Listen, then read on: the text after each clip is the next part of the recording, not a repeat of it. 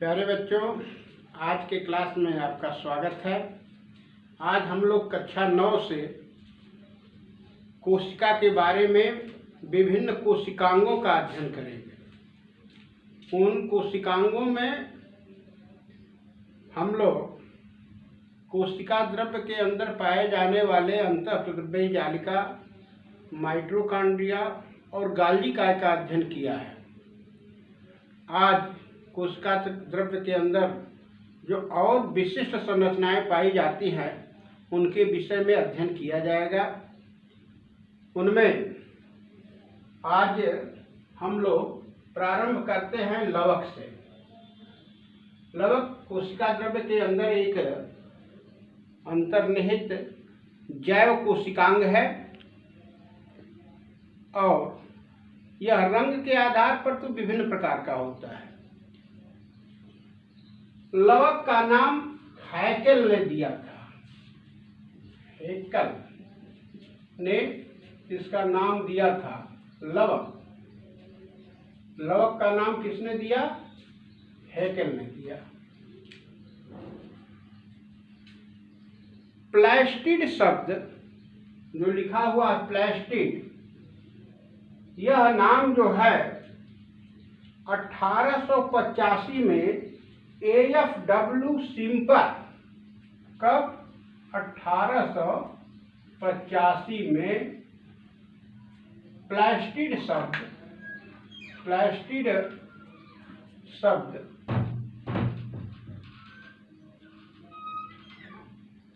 दिया AFW simper. AFW simper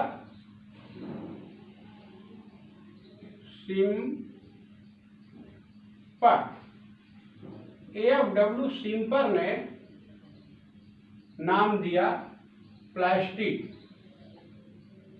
यह कोशिका द्रव्य के अंदर ऐसी संरचनाएं हैं जो मूल रूप से केवल वनस्पति कोशिका में पाई जाती है। कहाँ पाई जाती हैं? वनस्पति कोशिका में। इन्हीं कोशिकांगों के कारण जो है जंतुओं और वनस्पतियों में मुख्य अंतर है। इसी कोशिकांग की वजह से सभी वनस्पतियां जो हैं इस प्लास्टिड के कारण ही स्वपोषी कही जाती हैं। ये रंग के आधार पर प्लास्टिड 3 तरह के होते हैं। किसके आधार पर? रंग के आधार पर। प्लास्टिड कितने तरह के होते हैं? 3 तरह के। जो ज्यादा मात्रा में दिखाई देता है या सभी पौधे हरे दिखाई देते हैं जिस प्लास्टिड के कारण, उसका नाम है हरित लवक। हरित लवक, हरित लवक। क्लोरोप्लास्ट, क्लोरोप्लास्ट,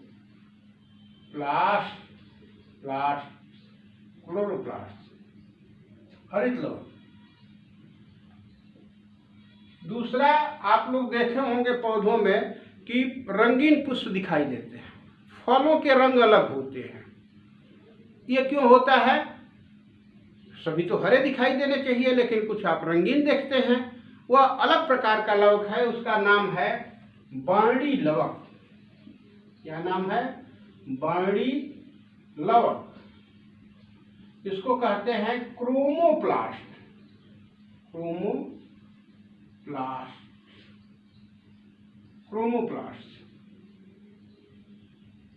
क्रोमो शब्द है, यहाँ क्लोरो शब्द था। हरित लवक, वर्णी लवक। और तीसरा है अवर्णी लवक।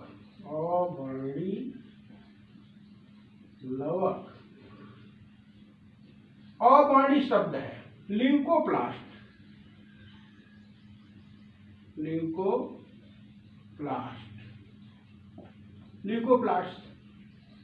अवर्णी यानी कोई रंग उसमें ना हो। इस तरह से हरे लवक जो पत्तियों में बहुधा पाए जाते हैं, इसी कारण पत्तियां हरी दिखाई देती हैं।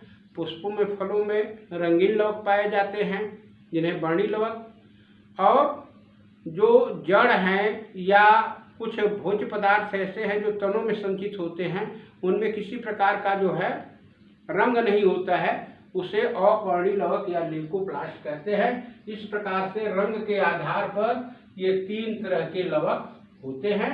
आइए एक एक लवक को हम लोग अच्छे ढंग से पढ़ें, समझें। तो पहला लवक हम लोग ले रहे हैं हरित लवक। और जैसा कि हमने बताया कि हरित लवक ही ऐसा भाग है पौधों का जो जंतुओं से अलग करता है।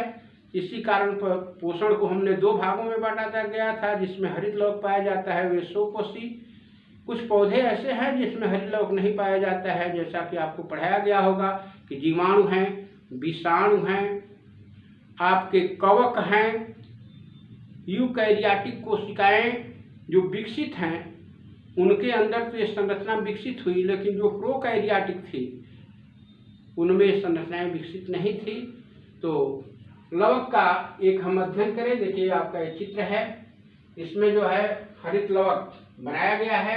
इस हरित लवक में एक इसके चारों तरफ इकाई झिल्ली की बनी हुई संरचना होती है, जिसको इन्वेलप कहते हैं। इकाई झिल्ली वही जो प्लाज्मा मेम्ब्रेन जिससे बनी होती है, उसी तरह की इकाई झिल्ली होती है। यह पदार्थों को अंदर अपने आने जाने के लिए, विसरण और प्रसरण के लिए जो है चयनात्मक प्रवृत्ति की होती है। इस झिल्ली के अंदर मुख्य रूप से 2 पार्ट्स आपको दिखाई देते हैं मेजर में। एक जो है इस सिक्के की तरह से एक दूसरे पर चढ़ी हुई संरचना होती है, जिसको हम कहते हैं थाइलीक्वाइड्स, या इसका नाम लिखा गया है ग्रेना, थाइलीक्वाइड्स या ग्रेना। और ये लैमिनी के द्वारा एक दूसरे से जुड़ी होती हैं। और इसके अंदर एक द्रव पाया जाता है जिसको हम कहते हैं मैट्रिक्स स्ट्रोमा। इस तरह से मुख्य रूप से इसके 3 भाग हो गए। इकाई झिल्ली से बना हुआ आवरण हो गया, थाइलीक्वाइड्स की संरचनाएं हो गई जिसको ग्रेनम कहा गया, और उसके अंदर जो द्रव्य पाया गया उसको कहा गया स्ट्रोमा। यह एक ऐसा कोशिकांग है जो कोशिका के अंदर मैन्युफैक्चरिंग पावर रखता है, निर्माण करने की क्षमता रखता है। इस ग्रेना के अंदर या इस हरित लवक के अंदर प्रश्न पूछा जाता है कि पत्तियों का रंग हरा क्यों होता है, तो इस हरित लवक में ही एक वर्णक पाया जाता है जिसका नाम है पर्णहरिम। पर्णहरिम के कारण पत्तियां जो हैं हरी होती हैं। इसको कहते हैं क्लोरोफिल। क्लोरोफिल, इन क्लोरोफिल के कारण ही पत्तियां जो हैं हरी होती हैं, और इसी के कारण अपना भोजन वह स्वयं बनाने के लिए उत्तरदायित्व रखती हैं। तो आइए हम कैसे भोजन बनाती हैं, क्या करती हैं, ये संरचनाएं जो है आपको पढ़ाया जाएगा डिटेल में प्रकाश संश्लेषण की क्रियाविधि के अंतर्गत। लेकिन इसके कार्य के बारे में जाने तो आप ऐसे कह सकते हैं कि पौधों का यह सबसे महत्वपूर्ण कोशिकांग है जो हरित लवक क्लोरोफिल के कारण जो है अपना भोजन स्वयं बनाने की क्षमता रखता है। ये ग्रेनम की कोशिकाएं जो होती हैं वह सूर्य से आने वाली प्रकाश किरणों को लेकर के ऊर्जित हो जाती हैं, और इस ऊर्जा से जो है स्ट्रोमा में पाए जाने वाले जो एंजाइम्स होते हैं वह कार्बन डाइऑक्साइड को ग्लूकोज में परिवर्तित कर देते हैं। इस तरह से हरित लवक का प्रमुख कार्य हो गया कि वह वायुमंडल का शुद्धिकरण करता है, यानी कार्बन डाइऑक्साइड को ऑक्सीजन में परिवर्तित करता है, और पूरे चराचर जगत को ऊर्जा देने का स्रोत है। यानी मूल स्रोत सूर्य की ऊर्जा को, विकिरण ऊर्जा को रासायनिक ऊर्जा में परिवर्तित करने वाले कोशिकांग का नाम बताइए, तो आप लोग उत्तर देंगे हरित लवक। हरित लवक एक ऐसा कोशिकांग है जो पूरे जगत को भोज्य पदार्थ प्रदान करता है, प्रकृति को संरक्षण प्रदान करता है, प्रकृति की विष को पीता है और प्रकृति को निर्मल और स्वच्छ बनाता है। तो आइए दूसरे कोशिकांग का अध्ययन करें हम लोग, जो लवक में दूसरा पार्ट था वर्णी लवक। वर्णी लवक, इसको हमने कहा क्रोमोप्लास्ट। ये क्रोमोप्लास्ट जो हैं यह पौधों के अंदर जो विभिन्न प्रकार की खूबसूरती दिखाई देती है, रंग दिखाई देते हैं, जैसे जैंथोफिल है पीले रंग के लिए, कैरोटीन है लाल रंग के लिए। पुष्पों के रंग जो आते हैं, फलों के जो रंग आते हैं, इन्हीं वर्णी लवकों के कारण होते हैं। इनकी संरचना सूक्ष्म रूप से ऐसे कोशिका के अंदर, जीव द्रव्य के अंदर, कोशिका द्रव्य के अंदर ऐसी पाई जाती है और ये अपने रंग के कारण ही जाने जाते हैं। इनको वर्णी रंग कहा जाता है। इन्हीं के कारण जो है पौधों में, जो आप पढ़े होंगे छोटी कक्षाओं में, परागण की क्रिया कीटों के द्वारा होती है। ये रंगीन जो वर्णक होते हैं वह कीटों को आकर्षित करते हैं और कीट आकर्षित होते हैं, पौधों की जैव क्रियाओं में सहयोगी होते हैं। तो ये रहे आपके वर्णी लवक जो रंग के लिए उत्तरदायित्व थे। और तीसरा है आपका अवर्णी लवक। अवर्णी लवक, ल्यूकोप्लास्ट।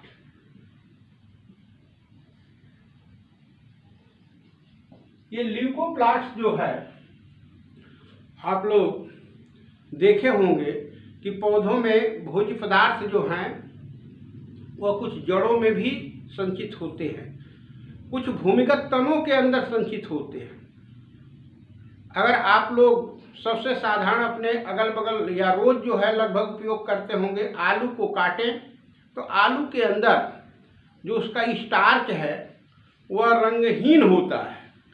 वह अवर्णी लवक का एक अच्छा उदाहरण है। यानी ये ऐसी संरचनाएं हैं जो कोशिका द्रव्य के अंदर संचयन का कार्य करती है, फूड स्टोरेज का काम करती हैं। तो इस तरह से इसमें रंग नहीं है, इसलिए इसका नाम रखा गया है अवर्णी लवक। तो रंग के आधार पर लवक आपको तीन तरह के हो गए। हरे रंग का हरित लवक, रंगीन जो हैं उन्हें वर्णी लवक, और बिना रंग के जो हैं उसे अवर्णी लवक कहा जाता है। अब आइए दूसरे कोशिकांग के बारे में अध्ययन करें। क्यों, यह जो रिक्तिका है या इसे रसधानी कहते हैं, अंग्रेजी शब्द वैक्यूल्स इसका नाम है। यह रिक्तिका प्रायः जंतु कोशिका में तो नहीं पाई जाती है, पाई भी जाती है तो बहुत छोटी होती है, लेकिन वनस्पत कोशिका में यह बड़ी संख्या में ज़्यादा पाई जाती है। कोशिका द्रव्य का अधिकांशतः भाग यह घेरे रखती है। रिक्तिका एकल इकाई झिल्ली की बनी होती है, जैसा कि संरचना देख रहे हैं। यह एकल झिल्ली है और इस झिल्ली का विशेष नाम है जिसको कहते हैं टोनोप्लास्ट। रिक्तिका जिस झिल्ली के द्वारा घिरी रहती है उस झिल्ली को कहते हैं टोनोप्लास्ट। और इसके अंदर जो द्रव्य पाया जाता है उसको कहते हैं रिक्तिका रस। यह देख रहे हैं प्रॉपर्टी में लगभग एक खाली एक बड़ा जो है भाग है, इसलिए इस कोशिका के अंदर कोशिकांग के रूप में इसको एक विशेष संरचना के नाम से जाना जा रहा है जो भंडारण का काम करती है। इसको नेचुरल स्टोर भी कहा जाता है। यह कोशिका के अंदर बहुत से पदार्थों का संचयन करती है, जैसे कार्बोहाइड्रेट,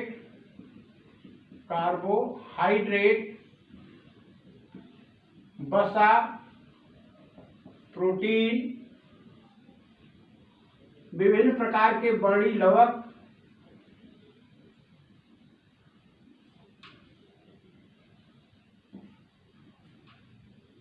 कोशिका के अंदर जो भी पदार्थ संचयन योग्य होते हैं इनको यह स्टोर करती है, अपने अंदर संचित करती है।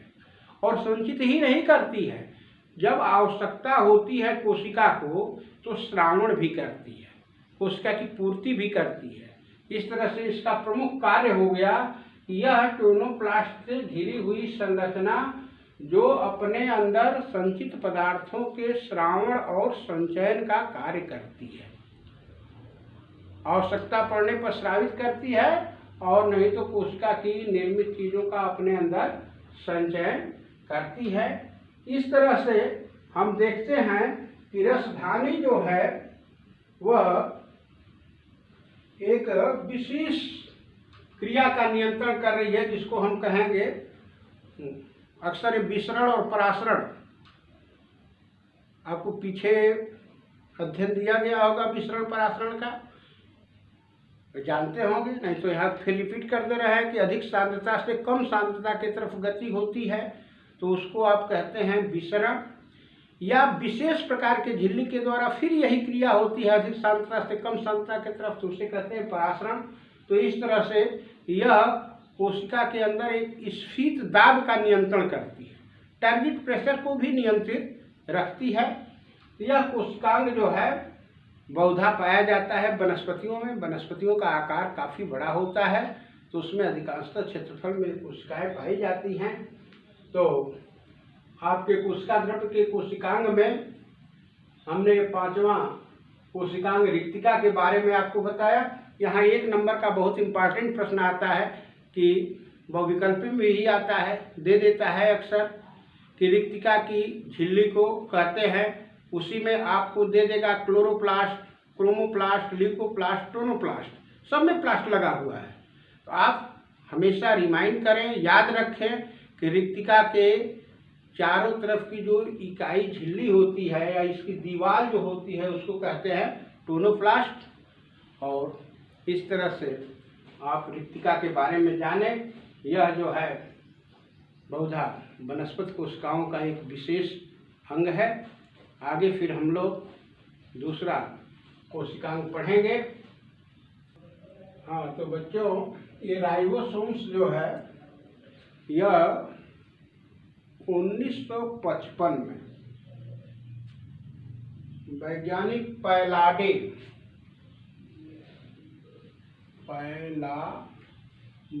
1955 में इन सूक्ष्म कणिकाओं को देखा। ऐसी छोटी कणिकाएं थी जो कोशिकांग ये है आपका अंतःप्रदव्य जालिका, इसी पर ये छोटी छोटी कणिकाएं जो थी, इन्हीं कणिकाओं के कारण जो है अंतःप्रदव्य जालिका को 2 भागों में बांटा गया था, रुक्ष और स्मूथ। तो ये रुक्ष कणिकाएं क्यों थी? इन्हीं राइबोसोम्स कणों के कारण थी।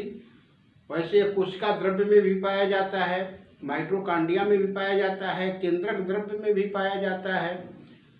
और इसका प्रमुख कार्य आप लोगों को पढ़ाया जा रहा है, जो याद करना है। अक्सर 1 नंबर का प्रश्न आता है कि राइबोसोम्स के कार्य बताइए। तो इसका प्रमुख कार्य है प्रोटीन का संश्लेषण। प्रोटीन का संश्लेषण 2 तरह से प्रश्न आएगा। प्रोटीन का संश्लेषण करने वाली कणिकाओं का नाम बताइए, तभी क्या बताएंगे? राइबोसोम्स। और राइबोसोम्स जो है का प्रमुख कार्य बताइए, तो प्रोटीन का संश्लेषण करना। ये कहाँ पाए जाते हैं? तो ये कोशिका द्रव्य से लेकर के केंद्रक द्रव्य, माइटोकॉन्ड्रिया या प्रचुर मात्रा में पाए जाते हैं अंतःप्रदव्य जालिका पर। अब आकृति के हिसाब से ये इनकी संरचना छोटी तो है ही, लेकिन जीवधारियों के पाए जाने के आकार पर या इनकी संरचना के आकार पर इसको हम लिखते हैं 70 यस राइबोसोम्स। राइबोसोम ये 70 यस 80 यस ऐसा लिखा आप लोग पाएंगे राइबोसोम्स। इसका 70 यस 80 यस का क्या मतलब? ये जो संरचनाएं हैं ये जीवाणु में, नीली हरी शैवाल में यानी प्रोकैरियोटिक सेल में पाई जाती है, जिनमें केंद्रक का स्पष्ट निर्माण नहीं होता है। उनमें इस तरह की कणिकाएं पाई जाती हैं 70 यस।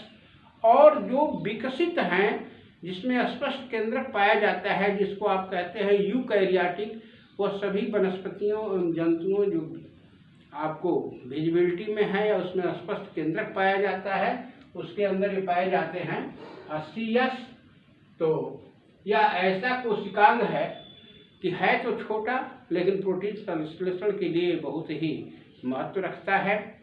इसके बाद दूसरा कोशिकांग है वह है सेंट्रोसोम।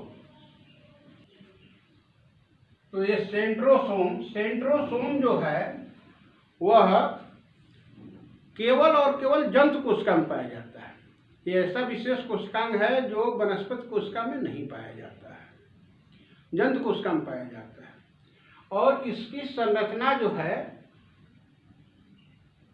इस तरह से स्टार शेप्ड होती है। इसको हिंदी में कहते हैं तारक काय। तारक काय तारा की आकृति का है, तारक का है। अगर एज्यूम दैट यह आपकी कोशिका है या केंद्रक है तो इस तरह से ऐसी संरचना ये पाई जाती है जिसको हम कहेंगे तारक काय। यह आपका केंद्रक हो गया, ये तारक काय है। अब इस संरचना का प्रमुख कार्य क्या है? क्योंकि वनस्पतियों में जब कोशिका विभाजन होता है तो वह खांच के द्वारा पट्टिकाओं के द्वारा होता है, पट्टिकाएं बनती हैं। लेकिन इनके अंदर ये सेंट्रोसोम्स जो होते हैं, ये सेंट्रोसोम्स स्पिंडल्स बनाते हैं और ये स्पिंडल्स बना करके पहले इस केंद्रक को ही दो भागों में खींचते हैं। यानी इनका प्रमुख कार्य क्या है? कोशिका विभाजन में सहायता करना। किन कोशिकाओं का? सेंट्रोसोम्स का। कहाँ पाए जा रहे हैं? जंतु कोशिका में। कहाँ?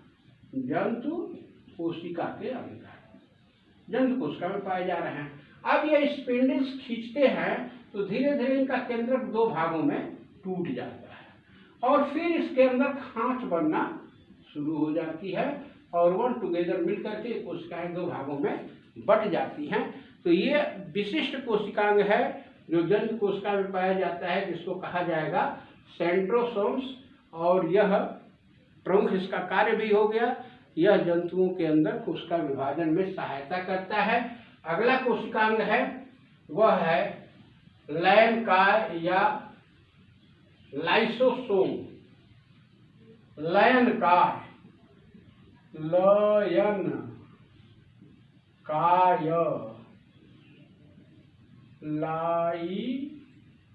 लाइसोसोम्स,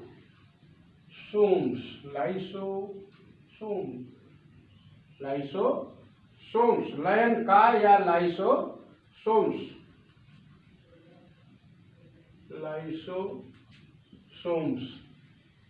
लयन काय, लयन शब्द है, सुसाइड बैग इनको कहा जाता है।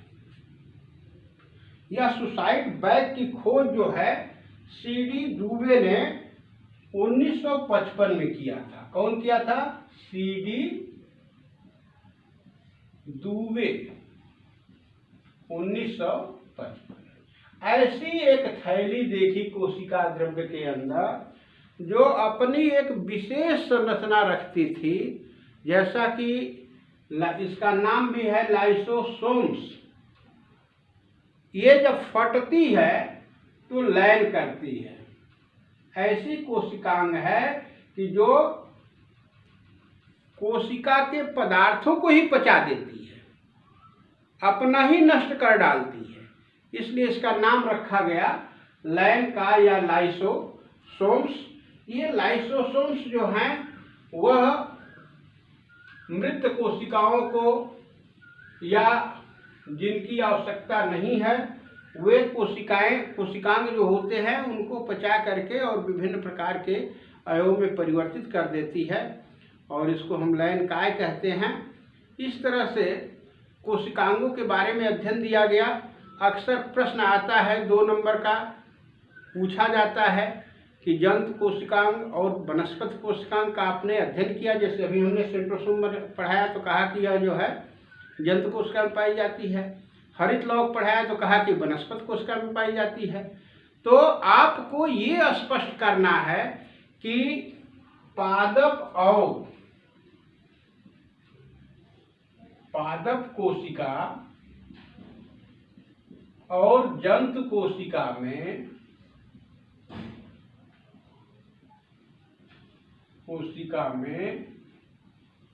कोशिकांग के आधार पर क्या प्रमुख अंतर है।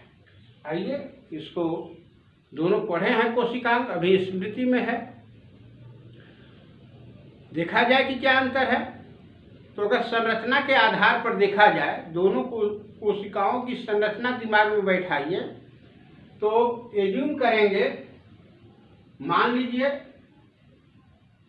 स्मृति में अपने रखिए, जैसे हमने पादप कोशिका पढ़ाया होगा तो कहा होगा सबसे चारों तरफ एक जो है आवरण पाया जाता है जिसको कोशिका भित्ति कहते हैं, उसके अंदर जो है द्रव्य कला होती है या प्लाज्मा झिल्ली होती है। इसको पढ़ाए होंगे तो उसमें कोशिका भित्ति का नाम नहीं लिए होंगे, तो एक अंतर हो गया। इसके अंदर कोशिका भित्ति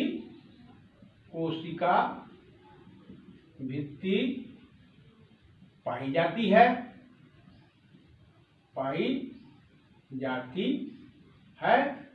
और इसमें क्या हो जाएगा, नहीं पाई जाती है। क्लियर। दूसरा कोशिकांग देखा जाए, इसके अंदर पादप कोशिका में अभी पढ़ाया गया कि विस्तृत जो है हरित लवक पाया जाता है, इसी कारण सोपोषी होता है। इसमें हो गया हरित लवक पाया जाता है,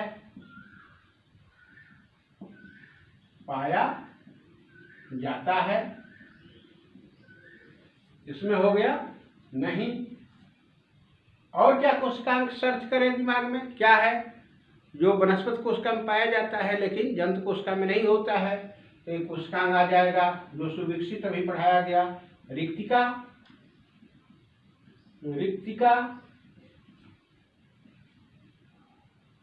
इस कोशिका में पाया जाता है और इसमें क्या है, नहीं पाया जाता है। अगर पाया भी जाता है तो बहुत छोटा होता है और वनस्पति कोशिका में सुविकसित होता है। अभी पढ़ाए हैं कोशिकांग कि वह जंतु कोशिका में पाया जाता है लेकिन वनस्पति कोशिका में नहीं पाया जाता है। जैसे उसका नाम क्या है, तारक कार्य।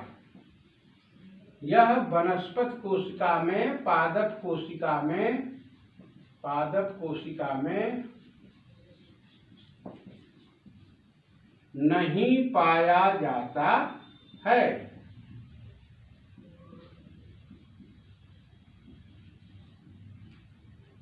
और इसमें तारक कार्य पाया जाता है, तारक कार्य सेंट्रोसोम पाया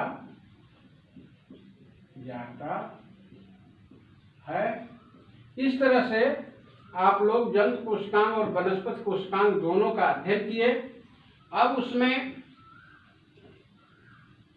जो भी छोटे छोटे प्रश्न आ रहे हैं, इन प्रश्नों का रिवीजन हम लोग करेंगे और देखेंगे।